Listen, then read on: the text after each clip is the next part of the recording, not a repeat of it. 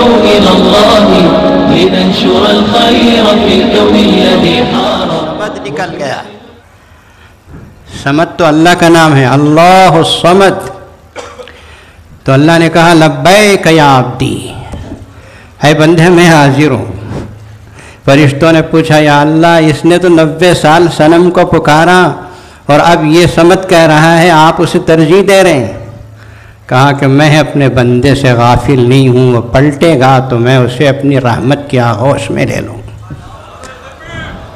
حاضرین، ہارون الرشید کے پاس ایک دیہاتی کچھ مانگنے کے لیے آیا.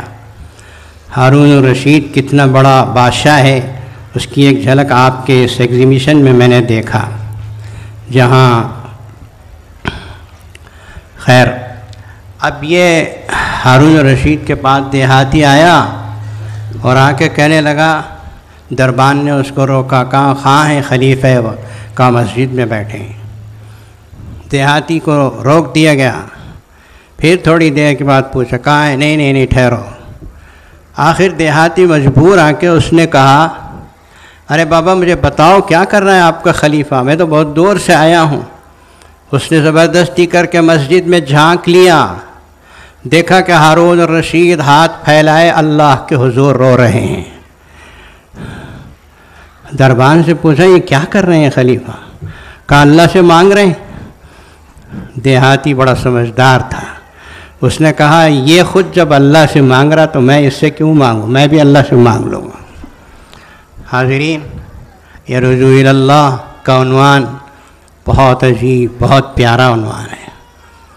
میں آپ حضرات کو دعوت دیتا ہوں کہ اسے آپ پلے باندھ کے جائیے. جب کبھی کوئی تکلیف آتی ہے، کبھی کوئی پریشانی آتی ہے تو آپ کوشش کیجئے فوراً سے پیشتر اللہ کی طرف متوجہ ہو کر وضو کر کے 2 رکعت نماز نفل پڑھیے اور اپنی تکلیف کو اللہ کے سامنے بیان کیجیے. ہاں، ہمارے آقا صلی اللہ علیہ وسلم چپل کا تسمہ ٹوٹتا تھا تو پہلے اللہ سے مانگتے تھے، پھر اسباب اختیار کرتے. قبل اس کے کہ مجھے وقت ختم ہو گیا کہ پروانہ اجل آ جائے، میں آپ حضرات کو قرآن مجید کی ایک آیت تحفے میں دینا چاہتا ہوں آج کے اس موقع پر. یا ایھا الذین آمنوا اطیعوا اللہ واطیعوا الرسول، اے ایمان والو اللہ کی اطاعت کرو، اللہ کے رسول کی اطاعت کرو.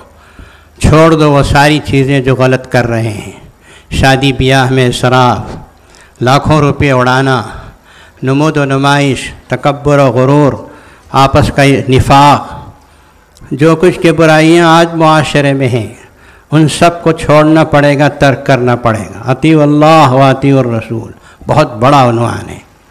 پھر آگے اللہ تعالیٰ نے فرمایا ولا تنازعوا فتفشلوا، آپس میں جھگڑے مت کرو تم بزدل ہو جاؤ گے. وتذهب ريحكم، اور تمہاری ہوا اکھڑ جائے گی. آج یہی ہو رہا ہے. واصبروا، ان احکامات پر عمل کرنے میں اگر کوئی پریشانی پیش آتی ہے تو اللہ کے لیے صبر کرو. ان اللہ مع الصابرین، بے شک اللہ تعالیٰ کی معیت ہے ان لوگوں کے لیے جو اللہ کے لیے صبر